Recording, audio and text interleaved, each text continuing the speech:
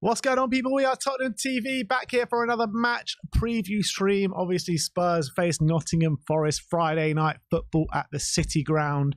And yeah, it'll be nice to kick off the weekend as well. If we do win, we can put our feet up and watch the other teams in action. But I do like to say that every time Spurs fans... like to say it? Well, I don't like to say it, but I have to say it, that every time Spurs fans go into a game in this kind of mood is when we let ourselves down, really, on the football pitch. But let's hope this weekend is a difference to that, because I do remember the Spurs fans and us in particular coming into that West Ham game in high confidence, even though we should have won the game, and probably 9 times out of 10 we would have won the game. We ended up losing, and then they go on and lose 5-0 to Fulham, which... was just insane. But look, in terms of these two teams, Nottingham Forest, Spurs, Nottingham Forest are just on absolutely tragic form at the moment, losing 5-0 to Fulham not so long ago.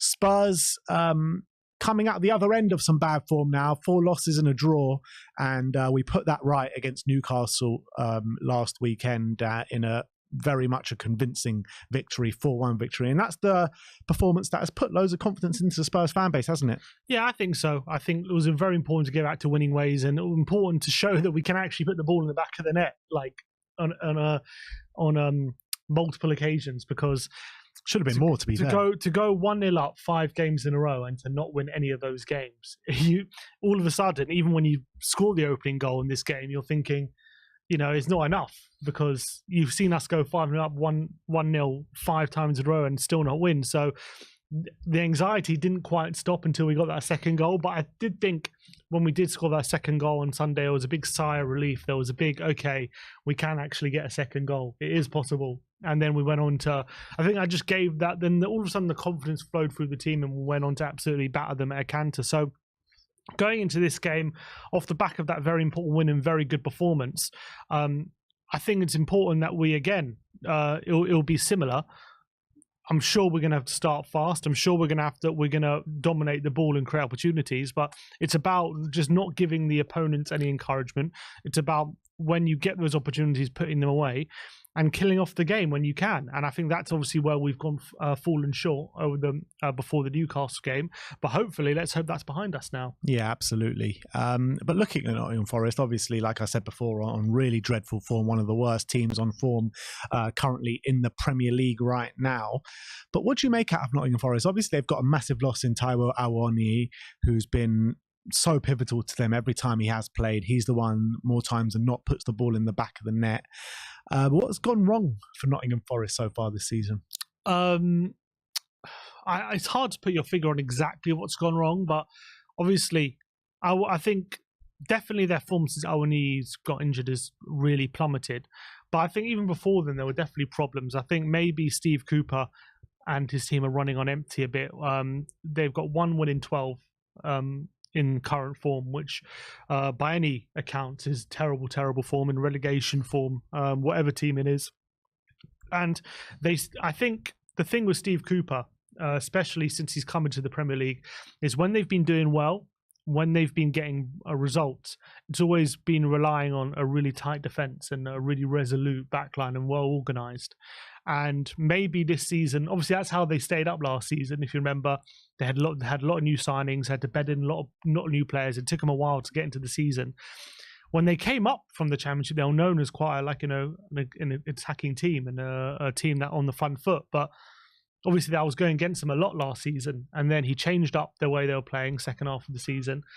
You know, for the final 10 games, they really shore up their defence, and they had a bit of quality going the other way, just to have a few moments of quality to make the difference in Awoniyi and Morgan Gibbs-White and people like that. And they end up getting some wins. Now, I feel like this season, that solidity has deserted them. And they're not the most free-flowing team going forward. So when you're not having that when you're not resolute and you're not hard to break down, when you're conceding too many goals and you don't have that quality going forward to make sure that you'll keep getting points or wins regardless of that, that becomes a big issue. For example, a team like Brighton, they have a terrible defence, but they know their football is good enough that even with their terrible defence, they can still score enough goals to keep getting some results, even though they've been on bad form as well. But Forest is just different. They don't have that quality, especially without Owioni, to make sure they're getting the results when their defence is falling down, and it's leading to some terrible results. 5-0 against Fulham. They lost 1-0 at home to Everton not so long ago, although they're in good away form. They lost 3-2 away at West Ham, then 3-2 away at home to Brighton. So that is a big concern. However, though, they have just stopped the rot against Wolves, got a 1-1 draw. So whether that is something to notice, not 100% sure whether you can read too much into that result. Look, I think the way I look at Forest is I see a lot of parallels to the way they started the season last year, to be honest. And they had a really hard start to the season. First half of the season, you know, a lot of people were tipping them to go down. Steve Cooper, is he out of depth here in the Premier League? I think Steve Cooper's done a wonderful job at Nottingham Forest since taking over, bringing them to the Premier League, solidifying their place in the Premier League. Now, it does look a bit precarious with the run that they're on. But look, like I said, I do see similarities. And if I'm a Nottingham Forest fan, I know it doesn't look good at the moment, but I would back Steve Cooper to do a similar job as what he did last season and get to grips with things second half of the season. I don't think they've got a bad squad there in terms of when you're comparing it to the other relegation candidates, Luton, Burnley, Sheffield United.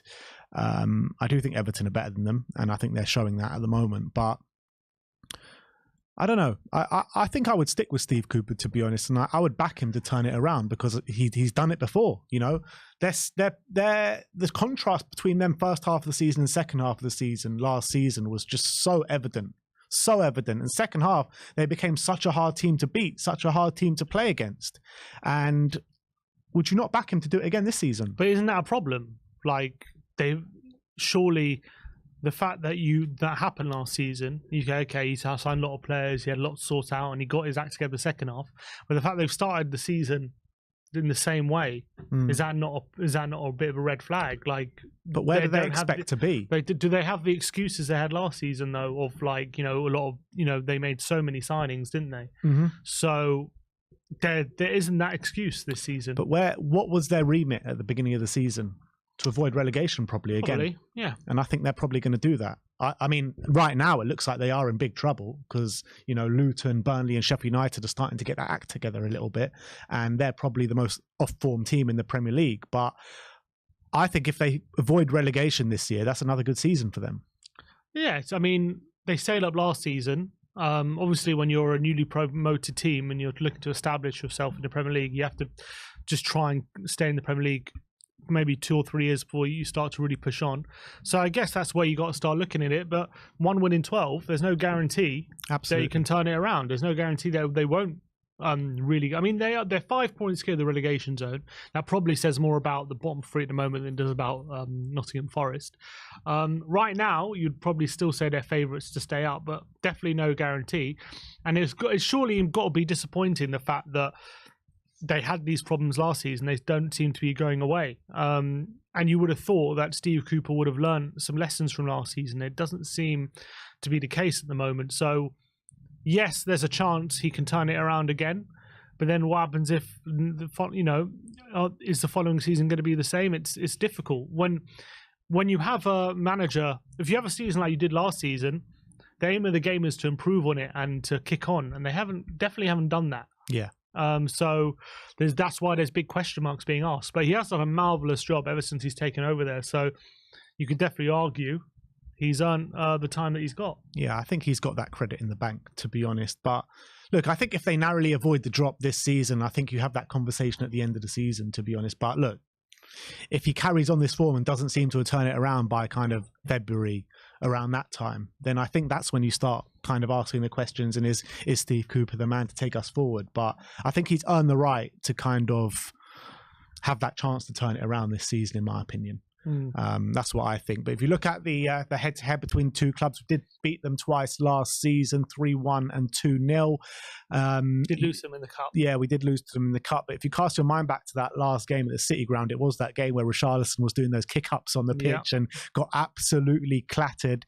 With Richarlison kind of playing himself into form, last game was probably his best performance in the Spurs shirt. What are you expecting from him this weekend? Yeah, now hopefully he can ride that a bit of a wave, because he's had a really tough time of it since coming to Spurs. He's now hopefully over some real physical problems and mental problems that he's been open enough to share with the footballing world, and he definitely looked a lot like his old self last Sunday against Newcastle. Definitely looked sharper than ever.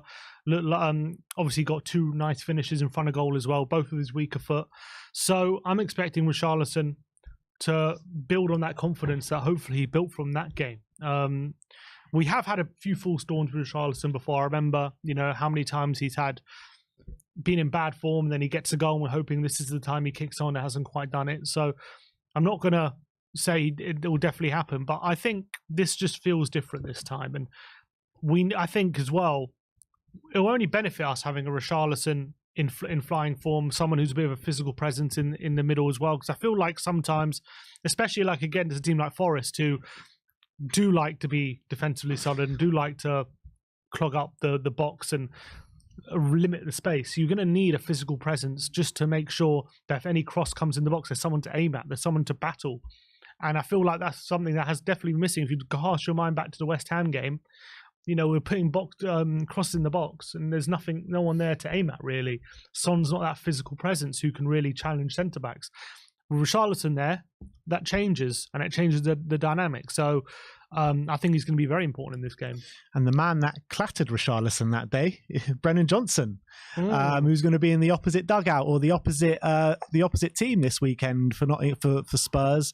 New signing. I think he's kind of grown week on week in the Spurs shirt when he has been able to get on the pitch around injuries with that kind of stop-start start to the season for Spurs. I think that game against Newcastle, putting him back on the right-hand side, really stood him in good light with the Spurs fans. I think we're finally starting to see what he can bring us on that right-hand side as well, taking on his man consistently, beating his man, and getting top-quality balls into the box, hitting the post twice on that game as well. I'm backing him to have a really strong performance, but how do you think he's going to deal with the kind of atmosphere going back to his old ground? Is he going to get a good reception? Is he going to get a bad reception? How do you think he's going to deal with that? Well, I'm sure we can ask Wolfie next, who's going to be coming on about his reception for us. I'm assuming he's going to have a good reception. They still look pretty fond of him. And obviously, I remember looking at a lot of Forest fans' reaction to selling him. They didn't seem bitter about it. They seemed, make sense, him going to the next step. That's what his career required. So I reckon he'll probably get a good reception. He's a homegrown talent as well. How he'll react to it, it's hard to say. He does seem to be a bit of a shy character from what I've seen in the small clips at Tottenham. But I do think he's coming out with a shell a bit over the last few weeks, and I definitely think he's gaining more and more confidence. The way I saw him against Newcastle, how he really gave Livramento a tough time, I think he's starting to really get to grips with Ange's system and how he likes his wingers to play. And I think he's looked so much more comfortable on that right-hand side. And I think it suits him a lot more. He was a lot more comfortable on the right-hand side with Nottingham Forest as well.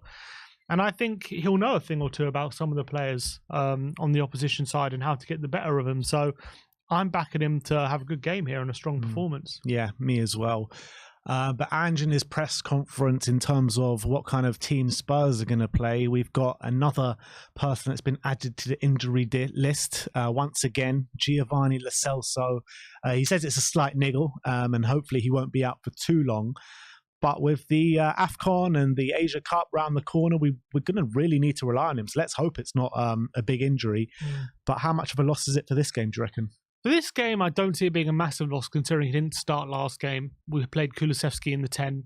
I didn't expect him to start whether he was fit or not. So I don't see it as a massive loss just for this specific game. But obviously with games coming thick and fast between now and the new year, if he's not available for that stretch of games, that would be a massive loss because we're going to have to rotate. There's going to be tired legs and he's definitely going to be needed. So very frustrating. He's picked up another little injury as well. He said he hopes it's nothing serious, so it seems as though they don't know for sure yet. But let's just hope. Well, we've heard it before with Gio, haven't we? It says, he'll be back next week. It's nothing serious, and you don't see him for 3 months. Yeah. So let's just hope that this isn't the same pattern. Such a frustration, isn't it? Because the back of 2 really positive starts, he gets 2 goals.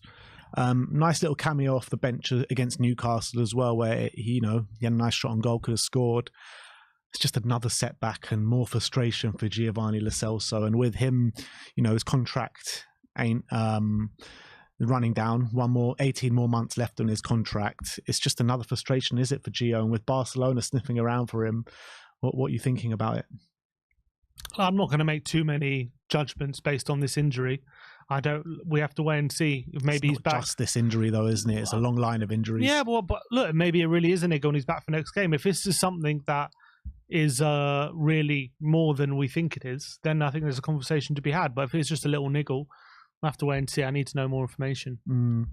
The two Nottingham Forest players that we've picked out for the ones to watch is Anthony Elanga and Morgan Gibbs-White. With Awoniyi out injured, we would have put him in, but I mean, these two are probably the most standout performers for Nottingham Forest this season. I've been impressed with Elanga. I did think it was a good signing for Nottingham Forest on the back of his days at Manchester United. And Morgan Gibbs-White, I've always been impressed with him, to be honest. Very creative midfielder, but he'll probably be playing like the kind of false nine role only for Forest this weekend. Probably. Obviously, no Awoniyi. He's a long-term injury, and he's obviously the main threat before his injury, and he was on a really good goal-scoring run before that as well. So he's a massive player. He was such a big part of how they play. He was able to hold the ball up, yet also running behind. He had pace, power, and an underrated finishing ability as well. So he's obviously a massive miss. But Gibbs-White in recent weeks has been stepping up a bit. Had a really great performance against Brighton in their 3-2 defeat. Wasn't enough, but he was really, it was kind of like a Roy the Rovers kind of performance. It was seemed as though he was trying to get a result all by himself at times in that game. Couldn't quite happen. I feel like he struggles with a lack of quality around him. I know Elanga has been decent as well this season. As you say, 3 goals, 3 assists. He's played quite well, to be fair, at times, but I feel like he's a bit of a moments player, Elanga, and sometimes doesn't get too involved in the general play.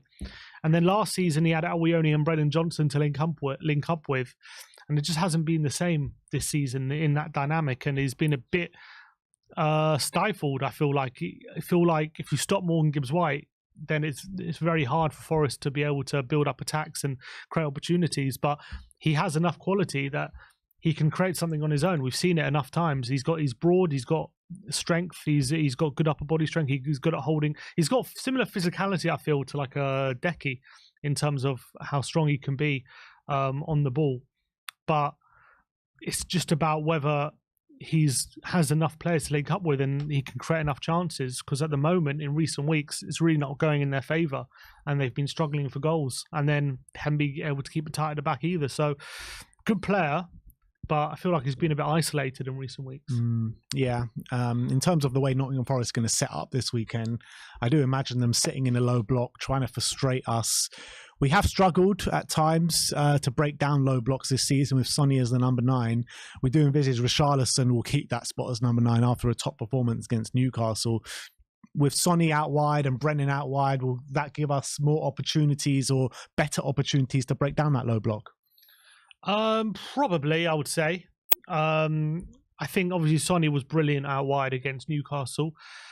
I think Brennan looks a lot more suited on the right hand side. And I also think having Rishi up front and also Kulu in the number 10, I think all these different things give us more opportunities to break down low blocks as well.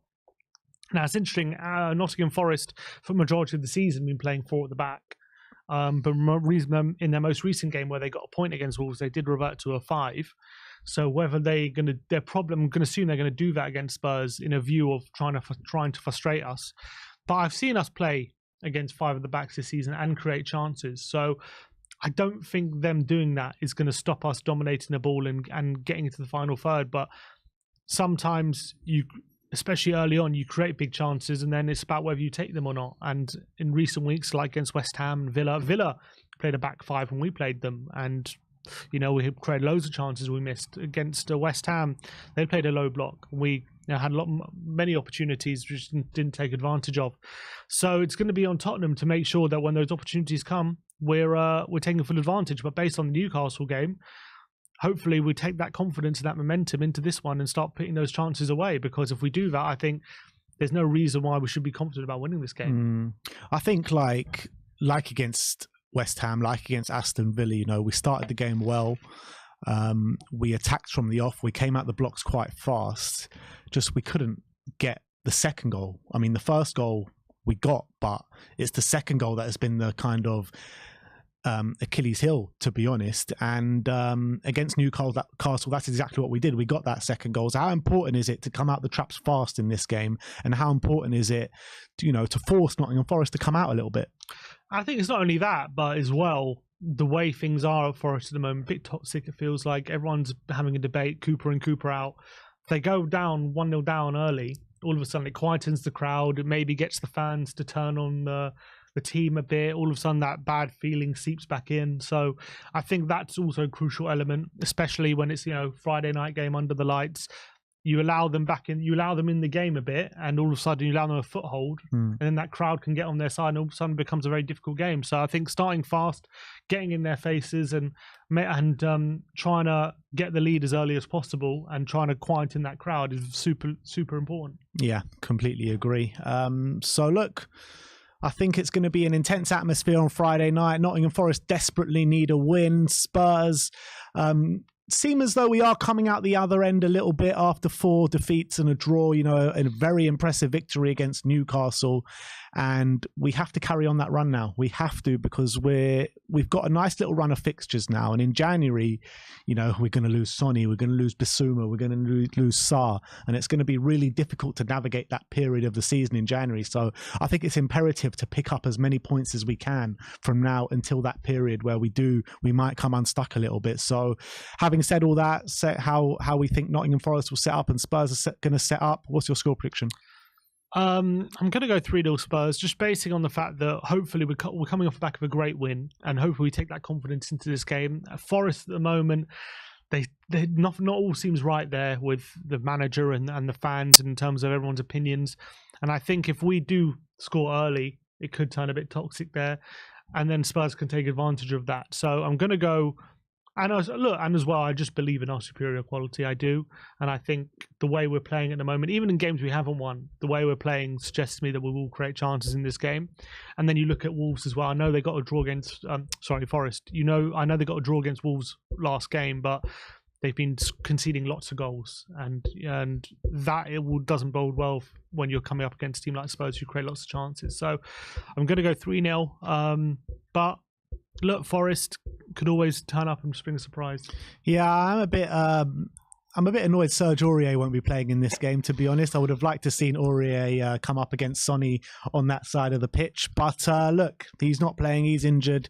But I still back the boys to have a really strong performance. I really want to just see us be ruthless and take the chances that we do get in the early stages of the game and force Nottingham Forest to come out a little bit. And that will just create even more space for us to go and do what we like to do, and that's attack. So I'm also going to go 3-0. We just need to carry on this run of form, and I'm backing Richarlison to get another goal in this game. And if Richarlison does get a goal, does that kind of say, Richarlison's here and he's here to compete? Because we haven't really said that so far for him in a Spurs shirt. He's never scored in consecutive games, has he? Yeah, and before last game, he never scored with his feet before. Yeah, exactly. So, yeah, I hope so. Hope you're right. We just need to make sure that he gets that consistency in his game, which hopefully, based off last game, was really, really good. All right. Well, we're both going for 3-0 at the City Ground. Let me know your score predictions in the comments section below. But let's go on and let's hear from